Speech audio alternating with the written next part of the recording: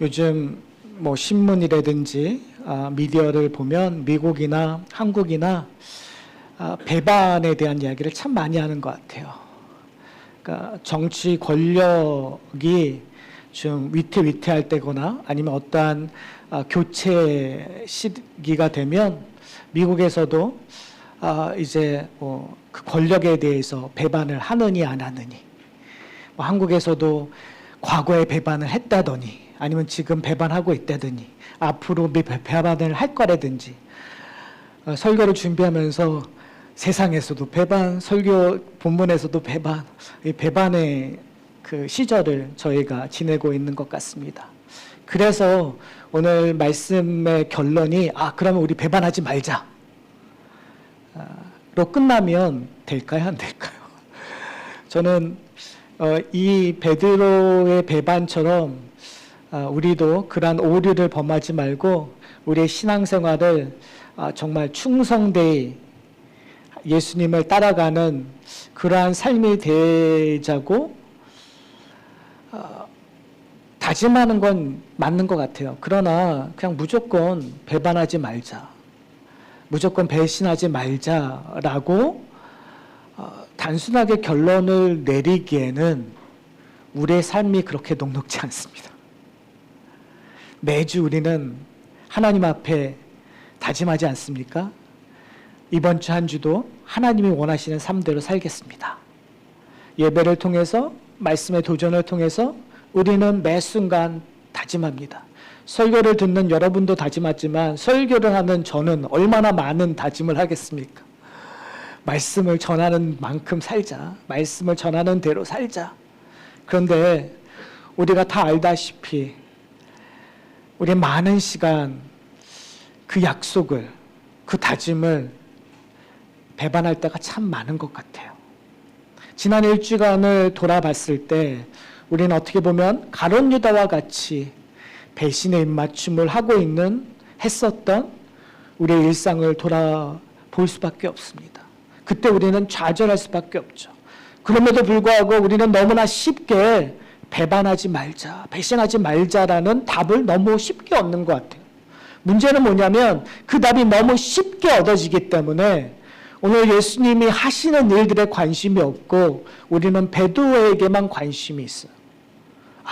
베드로, 그렇게 당당하고 자신만만했던 그 베드로가 무너짐을 보내서 나도 무너질 수 있다는 정당화를 하기도 하고, 아니면 내가 조금이라도 하나님 보시기에 좀 괜찮은 삶을 살고 있다면 나는 베드로처럼 하지 않았다라고 당당해질 수 있는 우리의 이중성을 보게 됩니다.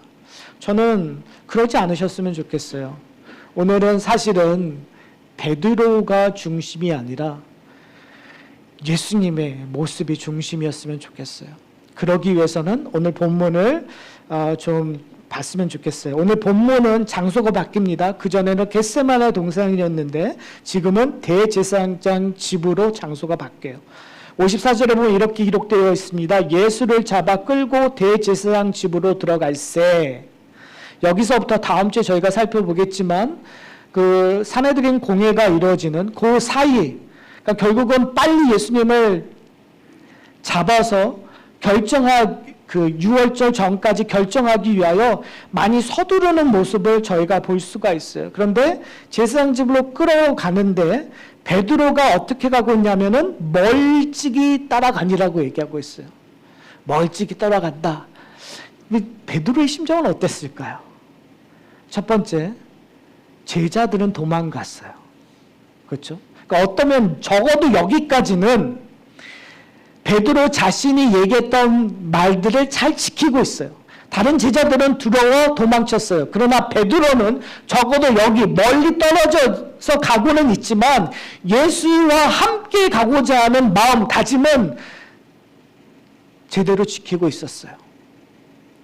그런데 55절에 보면 이렇게 얘기하고 있습니다. 사람들이 뜰 가운데 불을 피고 함께 앉은지라 베드로도 그 가운데 앉았더니.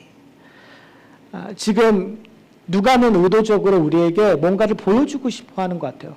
그 대제사장의 집을 보여주고자 하는 거죠. 근데 예수님은 잡혀서 지금 수치와 희롱을 당하고 있어요. 오늘 본문에서는 제대로 얘기하고 있지 않지만 다른 복음서에서는 예수님께서 그 아래 하인들, 제사장의 하인들에게, 아랫사람들에게 여러 가지 질책과 모욕을 당하는 모습을 보여주고 있어요. 그런데 아마도 이 당시에 추웠었던 것 같아요. 그러니까 모닥불을 피웠죠. 모닥불에 많은 사람들이 모였어요. 근데 베드로는 예수님을 함께 한다고 얘기했지만 그 당시의 분위기가 어땠을까요? 시끌벅적했었겠죠. 예수님이 지금 저기서 모욕을 당하고 멸시를 당하고 조롱거리가 되는 걸 보면서 멀찍이 떨어왔던 그 발걸음이 어디에 머물 수밖에 없어요? 모닥불에 머물 수밖에 없어요. 심지어 오늘 본문을 보면 이렇게 얘기하고 있어요. 56절에 한 여종이 베드로의 불빛을 향하여 앉은 것을 보고, 의도가 있는 거죠. 예수님을 바라보지 않고, 예수님이 멸시당하고 조롱당하는 걸 바라보지 않고 뭘 바라보는 거예요? 불빛을 바라보는 거예요. 많은 주석가들이 이렇게 표현을 합니다. 이 모습은 결국은 예수님을 따라가는 그 삶보다는 세상을 바라보고 있는 현대 그리스도인들에게 경종을 주는 말씀이라고 그렇게 해석하는 분들이 있어요. 저희는 어떻게 살고 있죠? 저희들도 세상에서 예수님의 마음을 품고 예수님과 함께 살아가기를 원해요. 그런데 세상에서 예수님이 모욕당하고 예수님이 조롱거리가 되는 상황이 되면 세상의 원리가, 세상의 논리가 더 잘 작동되는 것을 보게 되면 우리는 예수님을 따라가는 것을 멈추고 예수님을 바라고 예수님이 원하시는 삶을 살아가는 것들을 외면하고 우리는 뭘 보게 되죠? 나에게 조금이라도 따뜻함을 주고 세상과 함께 동화되고 있는 우리의 모습을 보게 되는 거죠. 베드로는 그러한 삶에, 그러한 상황에 처해져 있는 거예요. 마음은 예수님을 위하여 오게도 갇히고 예수님을 위하여 죽겠다고 다짐했었던 그임에도 불구하고, 심지어 다른 제자들은 다 도망갔는데 예수님을 쫓아왔던 그 열심과 용기가 있었음에도 불구하고 그 대제사장이라는 집이라는 그 공간 안에서는 베드로는 약자예요. 베드로는 소수예요. 베드로는 힘이 없는 자예요. 그 모습을 오는 본문은 세 명의 다른 사람들의 질문을 통해서 확신시켜주고 있어요. 아무리 믿음이 뛰어나고 아무리 믿음이 열정적으로 표현하고 다짐하지만 결국은 그 대제사장 집 안에서는 무너지는 거죠. 여러분, 베드로의 모습이 우리의 모습 아닙니까? 대제사장 집 밖에서는 당당할 수가 있어요. 겟세마네 동산에서는 그 대제사장의 종의 말고의 귀를 자를 정도로 단호함이 있었어요. 그걸 우리식으로 얘기하면 교회 안에서는 단호하게 얘기할 수 있어요. 하나님이 원하시는 것은 이것입니다. 하나님을 위해서는 이렇게 해야 됩니다. 극단적으로 이게 만이 진리입니다라고 얘기할 수 있어요. 아니, 얘기하고 있는지도 몰라요. 우리는 그거에 열광하고 그걸 따르겠다고 다짐하고, 그런데 세상이라는 그 담 안으로 들어가는 순간 우리는 우리의 것들을 다 내려놓고 무력해지는, 아무 말도 못하고, 이 베드로의 모습이 우리의 모습이라는 것들을 인정하셔야 돼요. 여러분, 우리 모두가 그렇고 있다는 걸 인정하셨으면 좋겠어요. 왜 그럴까요? 그래야 베드로가 경험했던 은혜를 경험할 수 있으니까. 오늘 본문은 베드로가 이러한 상황에 처했다가 중요한 것이 아니라 그러한 상황에 처했던 베드로를 그냥 내버려 두지 않으셨던 예수님에게 있다는 사실. 다른 말로 얘기하면 지금 이런 우리의 모습이 부끄럽고 절망스럽지만 우리의 인생은, 우리 이야기는 여기에서 끝나지 않는다라는 거죠. 그러기 위해서 오늘 본문을 조금 더 살펴봤으면 좋겠어요.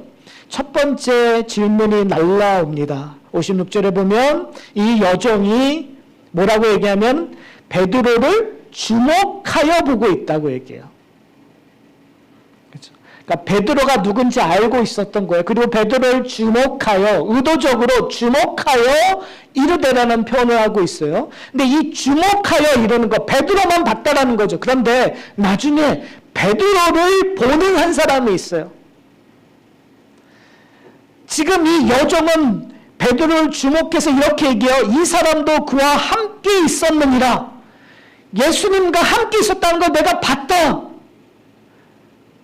라고 지적하는 거죠. 그런데 베드로는 뭐라고 대답하죠? 50절에 보면 부인하여 이르되 이 여자여 내가 그를 알지 못한다고 얘기하고 있어요. 여러분, 세상에서 우리가 삶을 살아갔을 때 우리가 크리스찬들만 생활하고 있지 않잖아요. 사실은 미국이라는 이 나라에서 기독교인들하고만 있는 게 아니고 어떻게 보면 심지어 우리가 일을 하거나 어떠한 그러한 모임에 가서 기독교가 조롱되었었을 때 있는 모임이라든지 기독교인들을 무시하는 모임들에 나를 아는 사람이 있는, 내가 옛날에 예수님에 대해서 얘기하고 예수님과 함께 했었던, 내가 교회생활 열심히 하고 했던 사람을 만날 때가 종종 있습니다. 그러면은 가끔 어색해지는 경우가 있죠. 왜요? 그들의 대화 속에서 내가 전에 얘기했었던 말들, 내가 뱉었던 내용들이 대척 지점을 맞을 때가 있어요. 내가 모르는 사람이면 모른 척할 수가 있어요. 그러나 인생이 그렇게 그냥 그렇게 지나가지 않고 꼭 나의 과거를 아는 사람들이 항상 있어요. 그 사람들이 만났었을 때 그 사람이 뭐라고 얘기하냐면 당신 옛날에 그랬지 않았어? 당신 교회 열심히 다니지 않았어? 당신 집사, 당신 장로, 당신 목사 아니야? 라고 이야기할 때 과연 우리는 어떠한 이야기들을 하고 있나요? 아니 우리는 교회 다녀요. 나 집사고 나 장로고 나 목사예요 라고 얘기는 하고 있지만 우리가 그 다음 말이 어떻죠? 그건 옛날 얘기고요. 그건 옛날 생각이고요. 옛날엔 그랬지만 지금은 그렇지 않아요 라고 하고 있는 모습들을 우리는 쉽게 발견합니다. 왜요? 거기에 파워가 있으니까. 왜요? 거기에 관계가 있으니까. 왜요? 거기에 능력이 있으니까요. 그게 우리의 모습입니다. 지금 베드로는 뭐라고 얘기해요? 내가 그를 알지 못합니다. 조금 전까지 뭐라고 얘기했어요? 내가 예수님과 어디든 함께 가겠습니다. 내가 당신을 위해서 죽겠습니다라고 얘기했던. 그러니까 인간의 다짐이 믿을 수 있나요? 없나요? 없어요, 여러분. 여러분이 누군가를 위하여 죽겠다. 여러분 누군가를 위하여 평생 가겠다. 여러분 누군가를 위하여 내가 희생하겠다. 그거를 믿으시면 될까요? 안 될까요? 제가 너무 그 냉소적으로 얘기하나요? 사실은 그렇잖아요. 믿을 거 아무도 없고 나만 믿으면 된다라고. 근데 문제는 나조차 믿을 수 없는 것이 우리의 인간의 아주 근본적인 문제인 것 같아요. 근데 여기서 아이러니라는 것이 있어요. 분명히 현실은 그리고 세상은 누구도 믿을 수 없어요. 그런데 반전이 뭔지 아세요? 사도 바울이 우리에게 요구하는 것이 뭔지 아세요? 그럼에도 불구하고 너희는 예수 그리스도와 함께 된 자다. 세상은 배반하고 배신하고 언제든지 헤어지는데 그리스도인들은 어떻게 해요? 붙잡아야 된다는 거예요. 그리스도인들 언제든지 화해해야 된다는 거예요. 그리스도는 언제든지 한 몸임을 발견해야 되고 고백되어져야 된다고 얘기하는 거예요. 그래서 이것이 어려운 것 같아요. 그리스도는 산다라는 건 세상의 생각과 세상의 사상과 역행하는 거예요. 세상의 흐름과 반대로 가는, 그러기 위해서 우리가 뭐예요? 우리 가운데 갈등이 존재하는 거죠. 내가 예수를 믿는다는 건 우리의 믿음은요, 단순히 믿겠습니다가 아니라 현실과 지금 내가 있는 상황과 갈등으로부터 시작이 되는 거예요. 근데 그 갈등은요, 자연스럽게 알아지는 게 아니에요. 자, 그 갈등이 어디까지 되는지 한번 보겠어요. 두 번째로, 조금의 다른 사람이 베드로를 보고 이렇게 얘기해요. 너도 그 도당이라. 너도 예수와 함께 있던 사람이다. 도당이다라고 얘기했을 때 베드로가 뭐라고 얘기하면, 이 사람아, 나는 아니로다라고 얘기해요. 나는 그 도당 아니야라고 얘기하는 거예요. 근데 이 모습은 겟세마네 동산에서 예수님께서 하셨던 말과 완전히 반대돼요. 이 무리들이 예수님을 잡으러 왔었을 때 예수님께서 하셨던 말이 뭐예요? 나는 그로다. 내가 그로다. 출애굽기를 연상하는 거죠. 하나님의 이름을 얘기했을 때 I am who I am 이라고 얘기했던 것처럼 나는 그다. 내가 나다라고 얘기하는 그 하나님의 이야기처럼 예수님께서 겟세마네 동산에서 자기의 죽음을, 자기가 짊어져야 되는 그 십자가를 인정하면서 내가 어린 양으로 이 땅에 왔다는 거, 하나님의 말씀을 지키어 이 땅에 왔다라는 내가 그라고 얘기하는 거예요. 그런데 그 어린 양이 죽어야 되는 이유였던 그 대상, 인간들은 어떻게 얘기하죠? 나는 아니다. 난 예수를 모른다. 우리는 우리의 모습이지 않습니까? 예수님께서 나를 위하여 자신의 목숨을 내어주셨는데, 십자가에 내어주셨는데, 근데 우리는 순간순간 예수님 모르는데요? 예수님이 누구세요? 근데 교회 오면 예수님 없으면 못 살아요. 예수님이 내 인생의 전부예요. 예수님에서 나는 뭐든지 다 할 수 있어요. 교회 안에서만. 근데 교회 밖에서는 예수님 누구예요? 잘 모르겠는데요. 그게 우리의 이중적인 모습.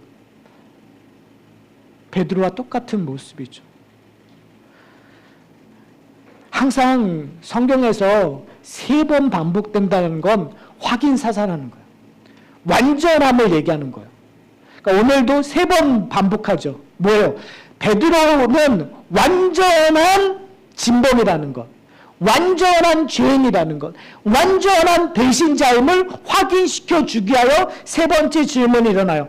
59절에 보면 이렇게 1시간쯤 있었다가, 여러분 이 일이 오래 있었던 게 아니라 1시간 안에 이 모든 일들이 일어나는 거예요. 1시간 안에 3번 부인하는 거예요. 한 사람이 얘기하는 거죠.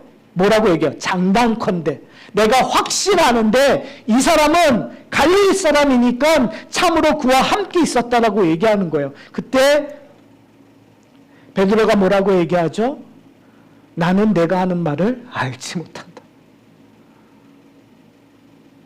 3번 이 말을 통해서 베드로는 예수를 완전히 부인했어요. 사랑하는 성도 여러분, 예수님을 완전히 부인한 사람에게 소망이 있을까요?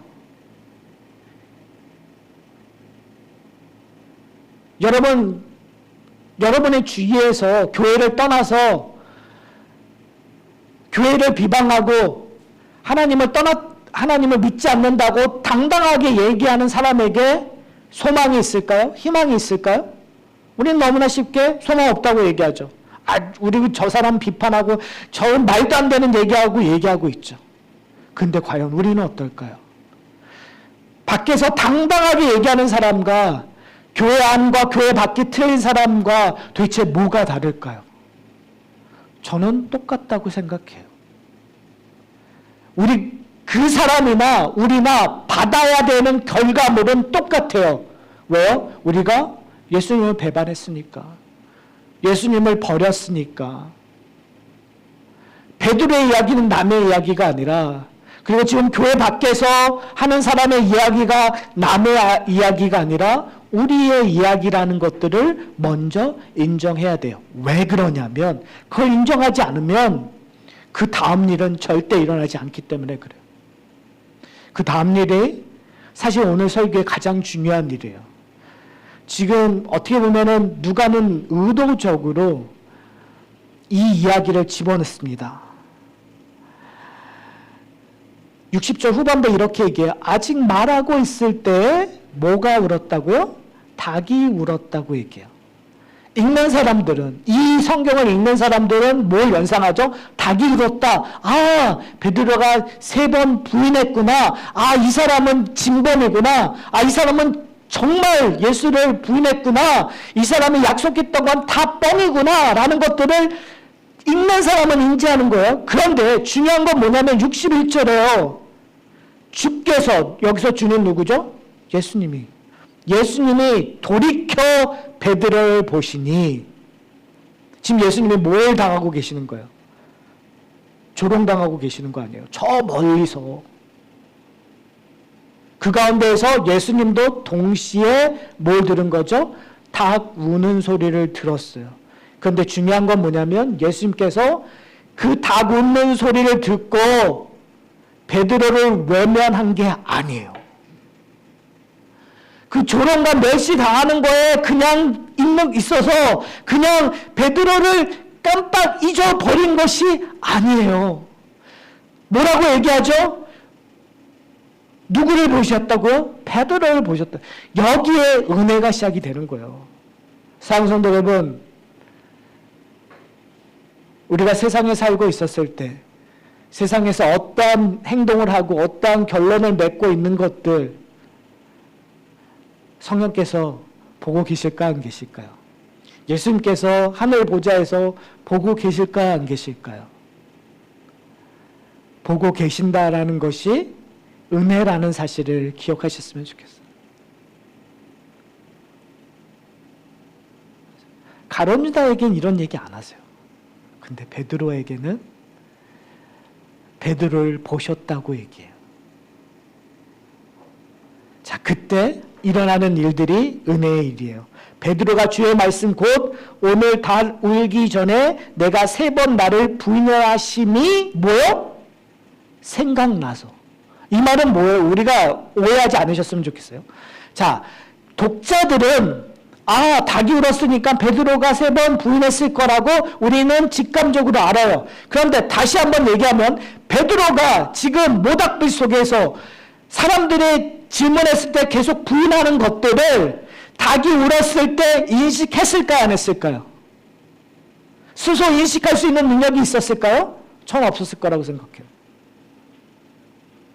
예수님과 눈을 마주치기 전까지 베드로는 인식하지 못했을 거예요. 그거 어떻게 하냐고요? 다윗이 그랬으니까요. 다윗이 하나님 앞에 범죄함을 그가 간음하고 있다는 사실을 나단 선지자가 와서 당신이라고 얘기하기 전까지 다윗은 알지 못했어요. 사랑하는 성도 여러분, 이게 우리의 모습이에요. 우리가 얼마나 하나님 앞에 범죄하고 있는가를 하나님과 마주치지 않는 한 우리는 깨닫지 못해요. 우리가 얼마나 예수 그리스도와 멀리 나와져 있는가를 예수 그리스도의 음성을 듣지 않는 한 깨달을 수가 없어요. 그러니까 예수님이 우리를 바라보는 것이 은혜예요. 예수님이 우리의 이름을 부르시는 것이 은혜예요. 성령께서 우리를 만지시는 것이 은혜예요. 왜요? 그것 때문에 베드로가 닭 울는 것이 어떤 의미인지를 깨달았던 것처럼 성령이 우리의 마음을 움직일 때 아, 내가 그리스도인으로 어떻게 살아야 되는지 예수님이 무엇을 했는지를 깨닫게 된다는 사실이에요. 그걸 깨닫게 되면 어떻게 되죠? 그 결과가 어떻게 되죠? 62절에 보면 밖에 나가서 뭐 했다고요? 심히 통곡하더라. 여러분, 이 통곡은 언제 했었어야 돼요? 지금의 이야기 흐름상 보면은 겟세마네 동상에서 통곡했어야 돼요. 사탄의 유혹을 이기기 위하여 예수님이 짊어질 그 짐을 그 무게를 알기 위하여 베드로는 겟세마네 동산에서 울었어야 됐어요. 애통해하며. 그러나 울지 못했어요. 그렇기 때문에 사탄의 유혹에 넘어갈 수밖에 없어요. 지금 이 상황이 세상 속에서 대제사장의 집 안에서 사탄의 유혹에 넘어가 실패해서 걸러져 심판받을 수밖에 없는 존재였어요. 근데 그것을 무너뜨리는 일이 있었는데 예수님의 눈과 마주친 거죠. 그러자 자신이 죄인임을 알고 이제 밖에 나가서 애통해하는 거예요. 바로 그곳이 겟세마네 동산이 돼버리는 거예요. 그곳이 은혜의 곳이 돼버리는 거예요. 심판의 장소였는데 그곳을 떠나 밖에 나가서 울 수밖에 없는, 애통해할 수밖에 없는, 회개하는 모습이 드러났었을 때 이 모든 것이 심판과 좌절과 절망이 아니라 은혜와 소망과 희망의 장소로 바뀌는 거예요. 사랑하는 성도 여러분 어디에 계십니까? 예, 우리 전부 다 그 대제사장 안에 모닥불 속 바로 앞에 있었던 존재예요. 세상에 갇혀서 세상의 힘에 한없이 무너졌었던 존재예요. 그러나 예수님이 우리와 눈을 맞추시고 예수님이 우리를 부르시고 성령이 우리를 만지는 순간 우리는 깨달은 거죠. 우리는 자백할 수밖에 없는 거죠. 내가 죄인이었구나. 나의 힘으로 아무것도 할 수 없는 존재였구나. 베드로가 자기의 모든 것을 걸고 예수와 함께 죽겠다라고 하는 것도 무너졌던 것처럼 내가 아무리 하나님을 위해 열심히 무엇인가 헌신하고 마음을 다짐하고 내가 모든 것을 내 값어치를 다 바쳐도 내가 할 수 있는 건 아무것도 없다라는 것, 그 자아를 발견하는 순간 우리는 뭐 할 수밖에 없는 거죠? 울 수밖에 없어요. 통곡할 수밖에 없어요. 회개할 수밖에 없어요. 여러분, 그 눈물은 실패의 눈물이 아니라 그 실패를 관통하고 소망의 눈물이 돼버리는 거예요. 좌절을 관통하고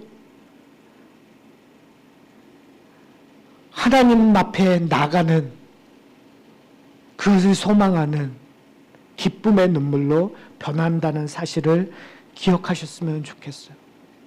사랑하는 성도 여러분, 여러분은 지금 어디에 계십니까? 여러분 자신만만한 그 자리에 서 계십니까? 세상을 뒤집을 만한 그런 능력에 기뻐하고 계십니까? 만약에 그곳에 예수님이 없다면 베드로가 걷었던 길을 걸을 수밖에 없습니다.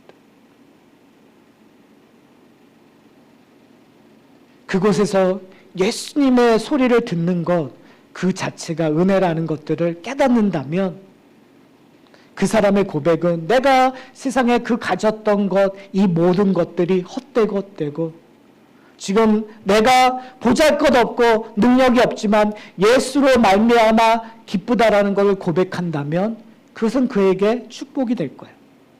그러나 그가 가야 될 길이 지점이 있는 거예요.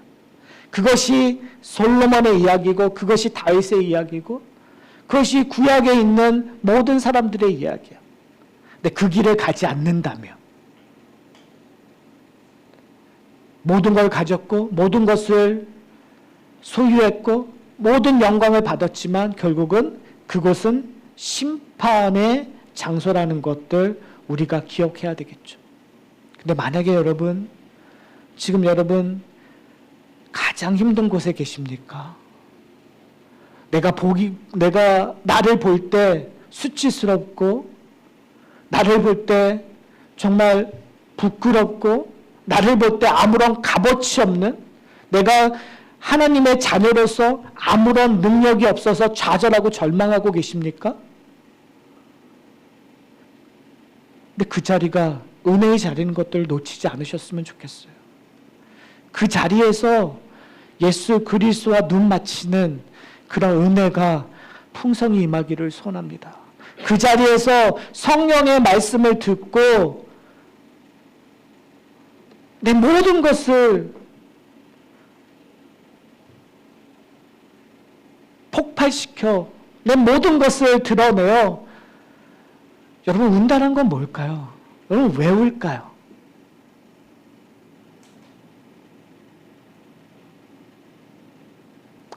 우리가 운다라는 거 참 오해할 때가 많은 것 같아요.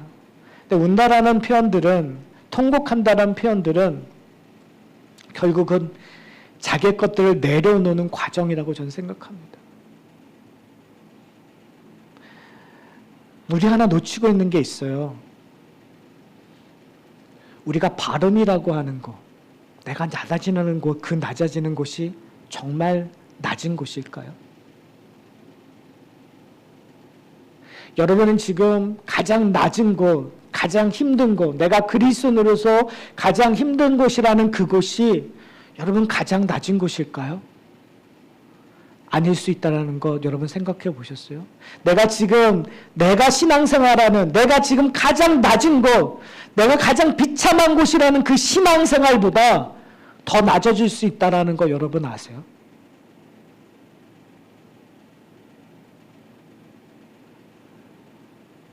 그래서 우셔야 돼요. 무슨 말인지 아세요? 더 낮아질 수 있기 때문에 내가 갖고 있는 것 때문에 우셔야 돼요. 내가 아직도 끝까지 잡고 있는 내 욕심, 내 욕망, 내 자존심, 그걸 내려놓게 해달라고 우셔야 돼요. 내가 아무것도 없는 것 때문에 우는 것이 아니라 내가 지금 이거를 놓아버리면 내 존재 값어치가 없어진다고 생각하는 것, 아직도 여러분, 인간의 죄성은요, 죽기 전까지 그걸 못 놔요. 신앙인이라고 할지라도. 그렇기 때문에 우리가 애통해야 우는 거. 지금 베드로는요, 그 끝을 본 거예요. 그래서 우는 거예요. 지금 우리에게 얘기하죠. 3번의 부인은 그냥 3번 부인했다는 것이 아니라 그의 완벽하게 무너짐을 보여주는 거예요. 여러분, 우리가 해야 될 건 뭔지 아세요? 3번 무너질 때까지 우는 것도 중요하지만 지금 우리가 우셔야 돼요. 그래야 성령께서 우리를 붙잡고 가신 것들을. 사랑하는 성도 여러분, 우리 각기 다른 지점에 있습니다. 그 다른 지점에 우리에게 명령하신 것들이 있어요. 예수 그리스도의 제자로 부르셨잖아요. 그리고 세상으로 보내심을 받았어요. 그때 우리는 실패하고 좌절할 수 있어요. 그러나 오늘 본문에 근거하여 우리는 그 실패와 좌절이 아니죠. 회복이고 능력이고 기쁨이에요. 근데 우리 가운데 어떤 사람은 더 밑에 있고, 어떤 사람은 더 밑에 있고, 어떤 사람은 정말 좌절해서 아무 말도 못하는 그 순간까지 갈 수 있어요. 그래서 공동체가 정말 다 어렵고 힘들 수 있어요.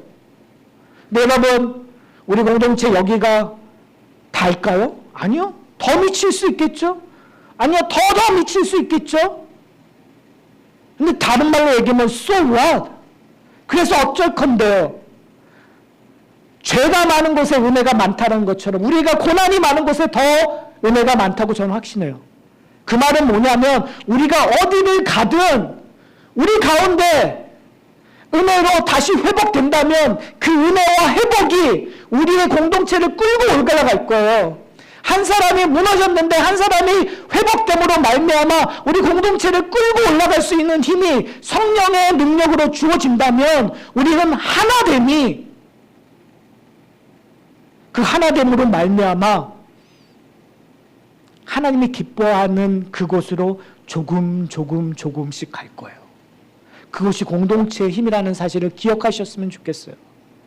다 무너질 것 같지만 그 가운데서 한 사람이 회복한다면 이 공동체를 놀라운 곳으로 끌고 가실 거라고요. 왜요?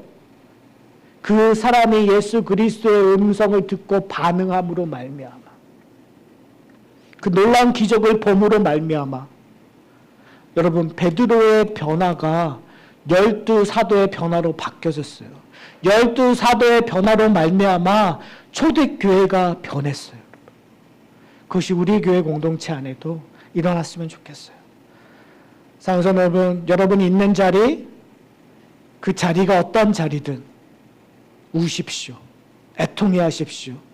그리고 예수 그리스도의 음성으로, 예수 그리스도의 손길로, 성령의 만지심으로 회복되어서 다시 한번 예수로 만족하고 하나님의 나라를, 우리의 삶 속에서 실행하고 구현하는 놀라운 기적이 저와 여러분 가정과 교회 안에 풍성히 임하기를 소원합니다.